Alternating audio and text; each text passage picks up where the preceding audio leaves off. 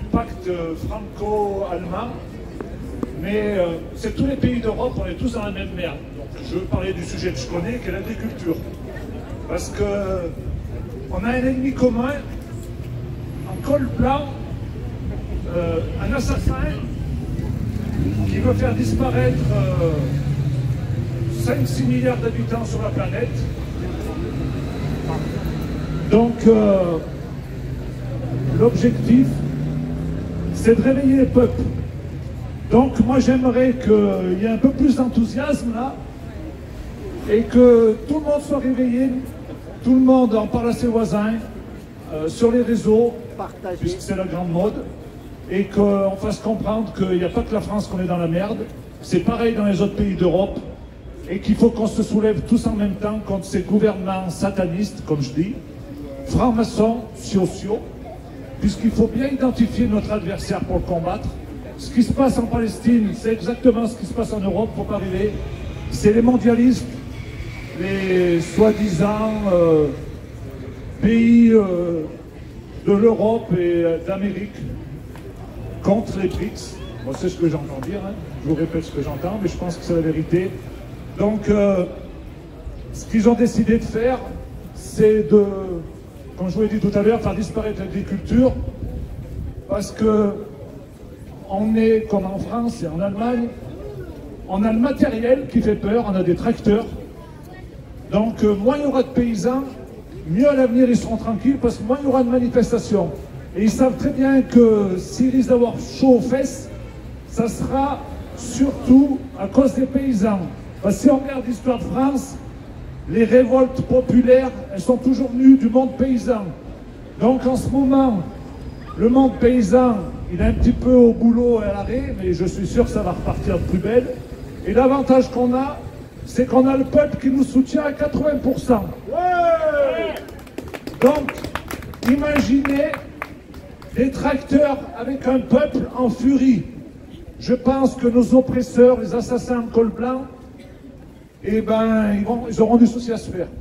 Donc il faut qu'on arrive vraiment à se réunir, à faire la coalition, puisque c'est le but du jeu de la journée. Si on peut appeler ça un jeu, on aurait autre chose à faire que de faire ça, mais vu que, si j'ai bien compris, il faut compter sur soi-même avant de compter sur les autres. C'est ce que je me suis mis en tête depuis le 1er janvier, depuis que je suis passé un petit peu là sur les réseaux. Il y en a marre d'attendre. Donc, eh ben, à un moment donné, il faut prendre le courage et le taureau par les cornes et y aller soi-même. Donc, moi je pense que le mouvement des paysans, il est digne, c'est la dignité qui est en jeu, il est solennel et universel. Et ça, la dignité, jamais on pourra venir nous la chercher. Ça, c'est, on a une morale, nous. La morale, c'est de vous nourrir et de vivre en totale symbiose et pas avec les tracas de la vie comme on peut voir aujourd'hui. Tout le contraire de nos opposants. Pour moi, c'est, je vous l'ai dit, c'est le satanisme, c'est les ténèbres, c'est des gens sans foi ni loi. Ils ont les lois avec eux, ils veulent qu'on disparaisse, mais ils n'y arriveront pas. Parce que nous, on a quelque chose qu'eux, ils n'ont pas. C'est que nous, enfin pour moi, je parle pour moi, c'est que j'ai la foi. Et quand on a la foi en soi, rien ne peut nous arriver. On est porté. Moi, je n'ai pas peur. Moi, ils peuvent venir me chercher, ils peuvent essayer de me tuer s'il faut, je m'en fous. Parce que c'est mon chemin de croix et j'ai pas peur de mourir. C'est comme ça, c'est voilà, c'est inculqué dans mes gènes. Moi, mes anciens, ils ont tous parti en guerre, ils sont tous revenus. J'ai eu la chance, mes grands-pères, mes arrière-grands-pères qui ont fait 14-18 et 39-45. Voilà, je sais pas si on a une bonne étoile, mais moi je me dis que ce que je fais aujourd'hui, c'est pin-up par rapport à ce qu'ils ont fait nos anciens, parce qu'eux, ils étaient courageux, ils n'avaient pas bien le choix, hein. Soit ils y allaient, ou soit ils prenaient un coup de fusil, donc ils y sont allés.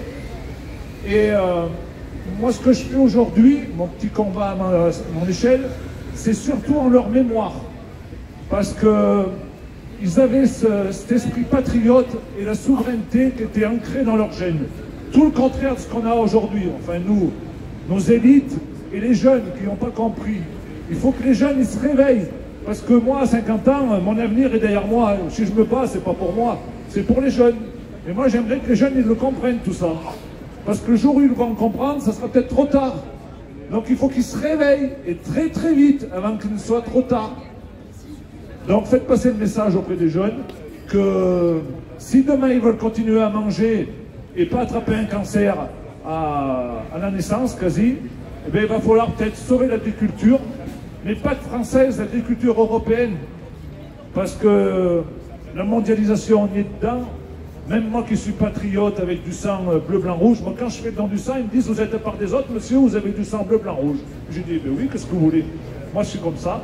Et voilà, à un moment donné, il faut bien être convaincu aussi que le monde il est ouvert sur le monde et que, mais quand même, moi je suis contre les mondialistes, les globalistes, les Soros, Harari et compagnie. Pour moi, je ne peux pas les voir ces gens-là, je ne sais pas de vous, mais ils nous donnent des boutons et je ne vois pas pourquoi une minorité de gens voudrait avoir le destin de l'avenir de notre planète. Surtout que je pense qu'eux, ils la polluent plus que nous. Il faut arrêter de nous culpabiliser. Donc je vais lancer un appel à tous les paysans qui ont envie de se suicider, parce qu'il y en a deux tous les jours. Et les paysans, quand ils se suicident, ils ne se suicident pas sur un coup de folie.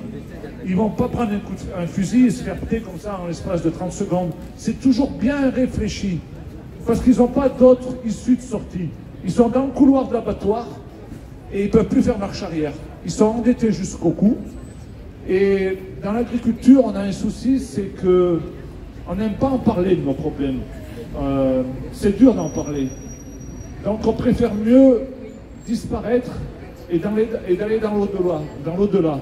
Mais moi qui suis croyant, si j'ai bien compris, quand j'écoute les anciens, ils me disent c'est dur sur Terre, mais si tu te donnes la mort, si tu veux partir de ce monde, après, dans l'au-delà, si tu t'es suicidé, c'est encore pire. C'est l'enfer tout le temps. Donc, l'appel que je vais donner à nos agriculteurs qui veulent se suicider, c'est reprenez confiance en vous. Arrêtez de croire que vous êtes mauvais. Ne croyez pas ceux qui vous mettent la tête sous l'eau. Le monde va changer, on va tout faire pour que ça change. Attendez, on va arriver, n'ayez pas peur. Continuez de faire le plus beau métier du monde, qui est agriculteur, même si c'est beau, c'est pas facile d'en vivre, mais on a la chance de vivre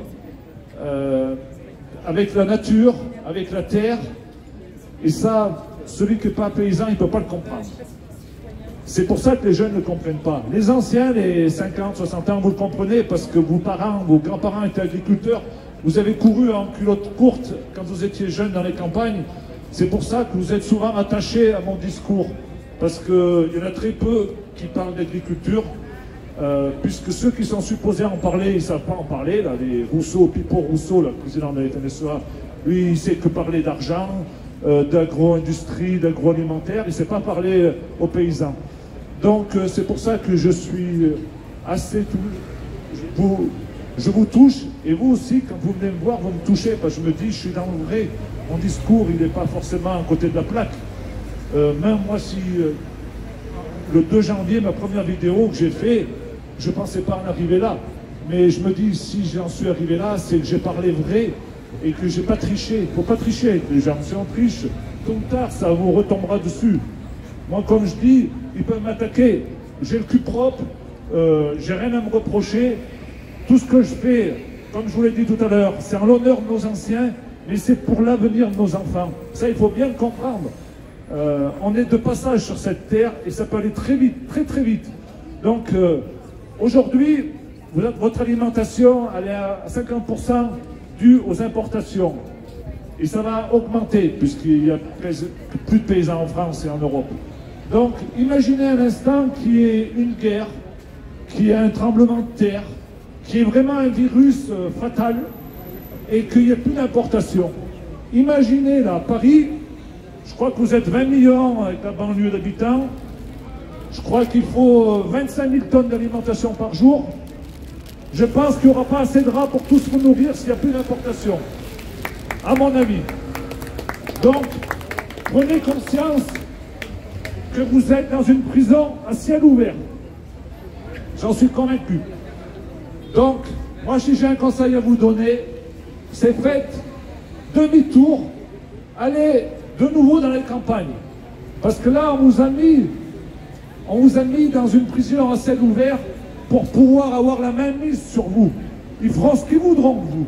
On l'a vu avec le confinement, avec le Covid. Nous, dans les campagnes, moi, j'ai jamais été touché. Hein.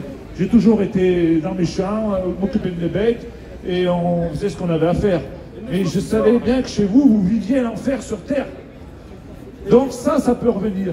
Mais le plus dramatique, c'est que le jour où il n'y aura plus d'alimentation, qu'est-ce que vous allez faire? Vous allez vous entretuer. Vous allez tomber dans le piège des Français d'origine contre les Français de l'immigration. Eh bien oui, ça sera à cause des immigrés si vous n'avez rien à bouffer. Ou ce sera les vaccinés contre les non-vaccinés. Il va toujours y avoir quelque chose pour vous diviser, vous taper dessus. C'est obligé. Donc, il faut prendre conscience de l'alimentation.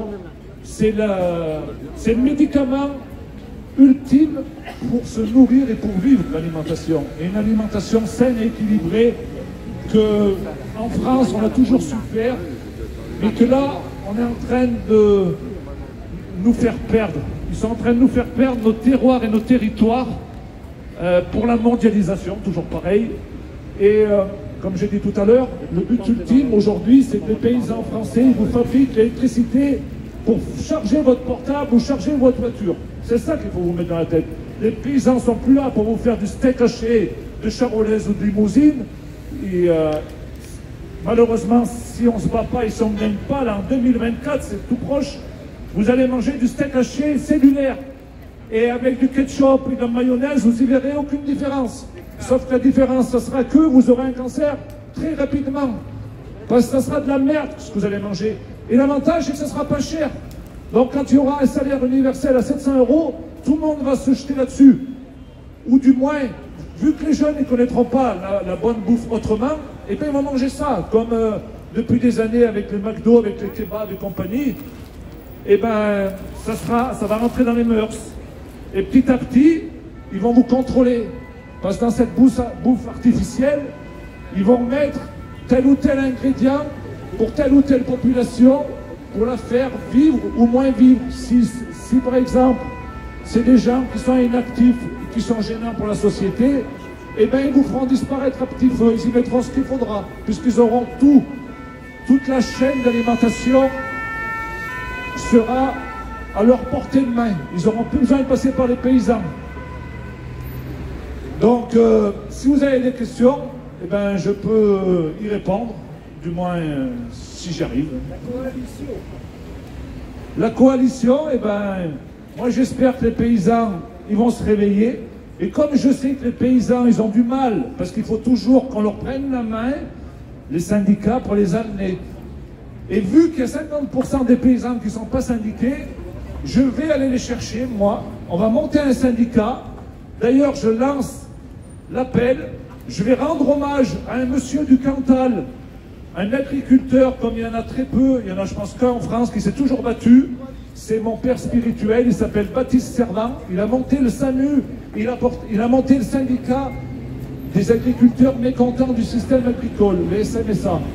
Il n'est que dans le Cantal. Donc ce syndicat, on va le multiplier dans toute la France. Moi, le mot syndicat, ça me dérange. J'aime pas ce mot. Mais on n'a pas d'autre choix que de prendre le mot syndicat, parce que si c'est pas un syndicat, on n'a pas le droit d'aller aux élections chambre d'agriculture. Et le but du jeu, c'est d'y aller pour foutre la FNSEA dehors. Et grâce à ce syndicat, on pourra venir en aide aux agriculteurs en très grande difficulté. Donc on va l'appeler syndicat. Par contre, il ne sera pas comme les 4 ou 5 autres qui existent déjà. Ce syndicat, on va refuser toute aide publique. On ne veut pas des subventions de l'État. On va se débrouiller par nous-mêmes.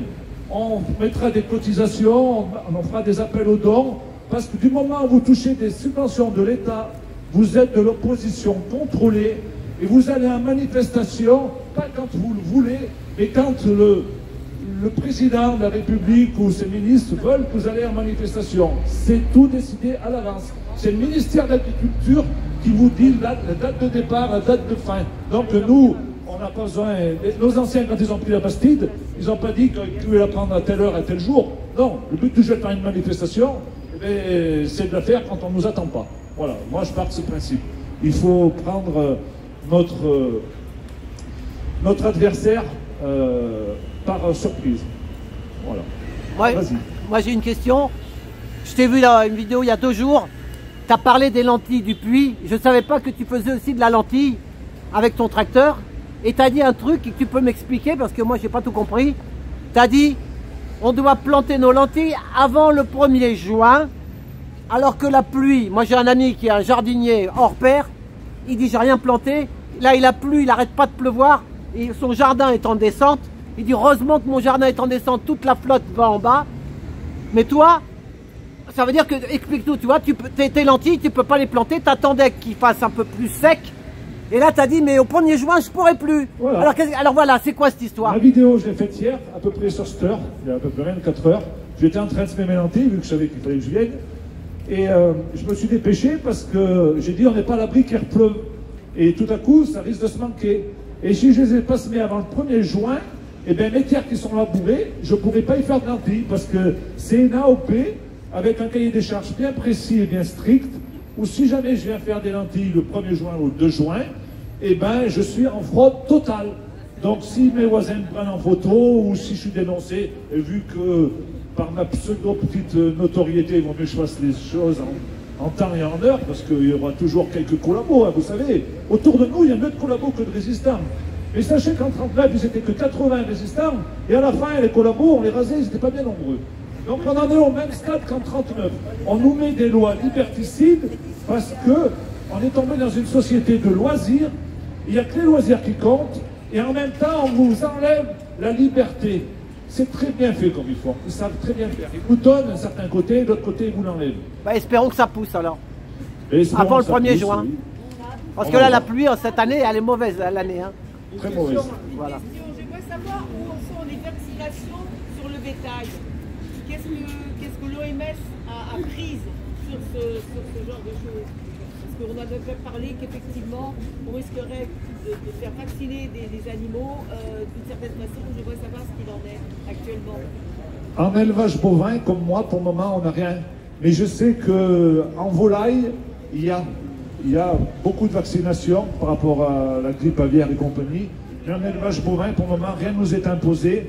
La seule chose qui nous est imposée, c'est chaque année, on fait la prophylaxie, on prend une prise de sang des vaches, chaque vache, pour regarder si elle n'a pas d'anomalie, si elle n'a pas la tuberculose, la brucellose, la leucose et compagnie. D'ailleurs, si vous me suivez, j'ai fait une vidéo il y a 2 ou 3 jours sur Bérénice, une agricultrice éleveuse girondine, qui, le 2 novembre 2023, lui ont fait la prophylaxie sur un élevage de 200 vaches. Ils lui ont trouvé une vache positive, une vache, et là, ils sont en train de lui faire abattre tout son troupeau. Les petits veaux, ils les euthanasient, et les vaches, ils les amènent à l'abattoir, et cette viande est consommée. Il faut le savoir, elle est consommée, donc c'est complètement débile. Donc le protocole, il date de 1961, mais il est complètement fou.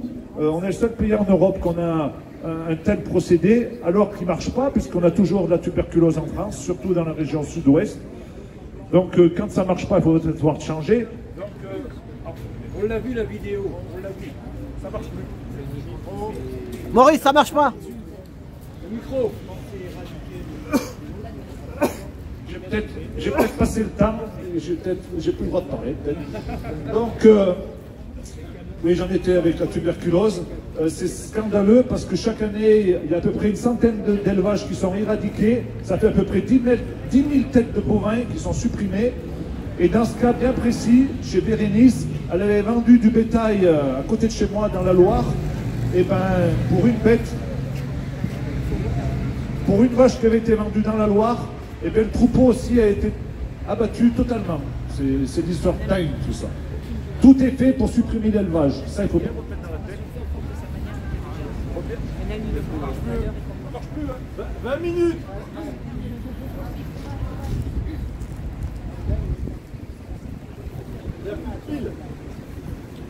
Je vais essayer une fausse manip. Allez-y, une question. Je ne sais pas si j'ai le droit de faire ça. Peut-être que je prêche, non? Si, si. Les agriculteurs étaient surveillés par satellite en permanence. On n'a pas. Ma question, C'est les terrains, c'est les terrains. Ouais. les données qui sont recueillies. Les données qui sont recueillies par satellite sur toutes les exploitations j'ai découvert aussi des tracteurs, des nouveaux tracteurs du futur sans chauffeur, pilotables par intelligence électronique. Et donc la question, c'est que toutes les données d'agriculture, c'est la propriété des agriculteurs. Est-ce qu'elles sont exploitées par des multinationales ou avec l'intention d'être exploitées par des multinationales? Ça serait du vol de données. Déjà, il faut savoir que les satellites, ils sont américains, bien entendu, hein, c'est les Américains qui nous surveillent.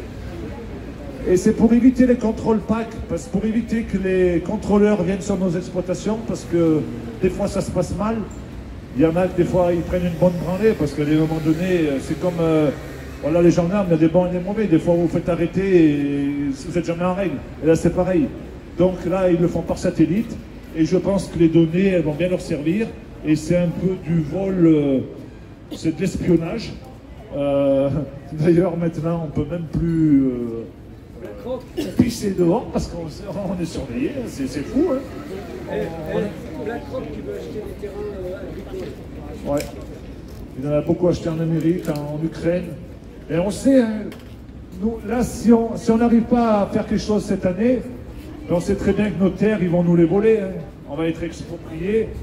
Et puis voilà, hein, ce que nos anciens ils ont empêché Bosch de faire, eh bien aujourd'hui on va être incapable de faire. Déjà on voit que les Chinois, le Qatar, ils achètent énormément de terres françaises. Et moi ça je trouve ça fou, parce qu'une fois que nos terres elles sont vendues, elles ne reviendront jamais. C'est fini à vie là. Et c'est notre souveraineté qui s'échappe et qui s'envole. Pour finir, est-ce que c'est pas une atteinte à la vie personnelle? Ben si, de toute façon on est tous atteints quelque part, puisque tout le monde est surveillé, tout le monde est traqué. Rien que le fait d'avoir un portable, on est surveillé, ils savent tout. Vous discutez à table de quelque chose, tout à coup une heure après vous recevez une pub de ce que vous avez discuté, il y avait un problème, c'est bien qu'on est surveillé. Voilà. C'est plus comme avant. Hein. Et je pense qu'avec l'intelligence artificielle, vous connaissez votre domaine, je pense qu'on n'a pas tout vu, on n'est qu'au début de nos surprises. Je pense que dans quelques années, on aura des gens là au milieu, ça sera des robots, et on croira que c'est des gens, et ça ne sera pas des gens, ça sera, à mon avis. Et là, ce qu'ils veulent plus non plus aussi, c'est qu'on ait des animaux, tu sais, de chiens, des chats. Et là, il y a un salon qui était à la porte de Versailles. Maintenant, c'est des chiens, tu sais, électroniques, robots. Et on verra, comme tu dis, des gens dans la rue avec des chants comme ça, là, clac, clac, clac, clac. Boston dynamique. D'ailleurs, ça vient de Boston, Massachusetts, les Amerlocs. Il n'y aura pas besoin d'acheter de croquettes. Voilà, c'est ça. Parce que ça pète aussi. Non, mais je pense qu'on arrive là au bout d'une civilisation. Et il y a des soucis à se faire. Si on ne se réveille pas, si les gens ne se réveillent pas, eh ben, ça va être dur. Hein. Nous, moi, ça ne me dérangera pas bien parce que je suis au courant de tout ça.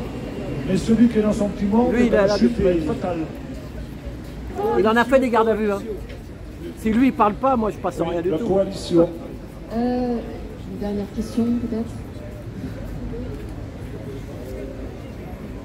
Alors, c'est peut-être pas tout à fait une question, et sinon j'ai une question. Je pense que c'est important de parler de l'agriculture, même de la paysannerie, en tant que culture. C'est-à-dire que c'est pas seulement le nombre, mais c'est aussi la qualité, et c'est aussi les racines de notre pays.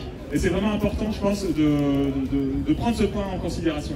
Et sinon, est-ce qu'on n'est pas en train, justement, le plan de nos dirigeants, c'est pas justement de créer une famine artificielle? On a déjà eu en fait deux premiers cavaliers de l'apocalypse, entre guillemets, avec la maladie et la guerre. Est-ce que justement ils ne sont pas en train de préparer le troisième? Mais si, c'est sûr. C'était Corona. Là ils sont en train de tout faire pour créer la famine, c'est sûr et certain. C'est ça. Parce qu'il y a des achats justement, il y a des achats, me semble-t-il, de culture en Europe et de destruction des cultures, j'ai entendu, je ne sais pas si vous êtes au courant. Oui, puis même rien qu'avec la mécanisation, déjà ça enlève énormément de terres qui ne vont plus aller pour la production. Et dans la mécanisation, il faut voir, il y a des produits qui ne sont pas périssables, qui les mettent dedans, parce que ça rapporte presque plus de fabriquer du biogaz ou de l'électricité que de vendre des produits, c'est fou.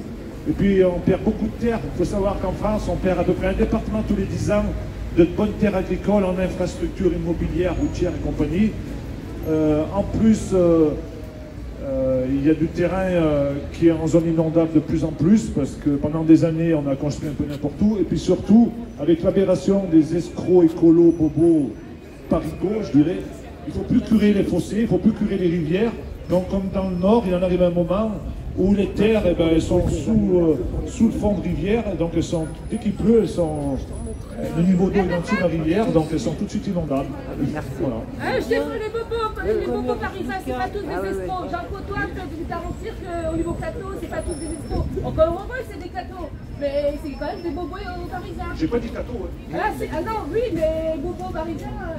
Non, mais je parle du ministère de l'Environnement, les pas bobos. tous des escrocs. Parce que moi qui suis de la Haute-Loire, les décisions, elles ne se prennent pas en Haute-Loire, elles se prennent dans les quartiers dorés, parigots. Oui, ça, je suis bien d'accord. Ils ne tombent pas notre avis d'ailleurs, hein, jamais. Hein. Sébastien, alors justement, la réponse là-dessus, c'est que rachat des terres agricoles de la côte, famine voulue par les Colombiens, s'enrichissent, et justement on en vient, famine plus terres agricoles vendues à la côte, on en vient à la création, donc la monopolisation petit à petit de la fameuse nourriture synthétique. Ouais, d'accord, la boucle est bouclée. Sébastien, Bonjour, ça va? Est-ce que ça identifie l'ennemi là? Ou ça reste sur les conséquences? Parle là. Viens là. Eh, viens là. Là, par là, viens là. C'est une conférence. Sébastien, pour les... Parle là, parle. Non, il y a juste une petite question les gars. Est-ce qu'on reste à se plaindre des conséquences ou on commence à taper les causes et surtout à travailler à des solutions aux causes? Parce que sinon, on est en 2018, tu vois, on redécouvre avec un beau sourire, mais on redécouvre la roue, quoi. C'est ça. Hein, le mandat impératif et révocable. Hein, contre la corruption. De toute façon, allez dégager. Ensuite, vous verrez, il est en bon une fond fois quand que même. vous aurez dégagé Pierre-Paul Jacques, votre prix de la tomate. Dis donc, Iségori, c'est la base de la démocratie, ça, non? Hein, tout va rentrer Tu dans connais, l'ordre. non? Parce qu'on va Eh, vouloir Stéphane, faire tu tout ça connais? dans l'émission. Je veux rajouter quelque chose, Sébastien. Bon, ben c'était pas mon tour. Merci, Sébastien. Excusez-moi. Stéphane, Si on rentre là-dedans, c'est bon. On est là tout à l'heure. Voilà, allez. Les autres Eh ben, à tout bientôt. Merci.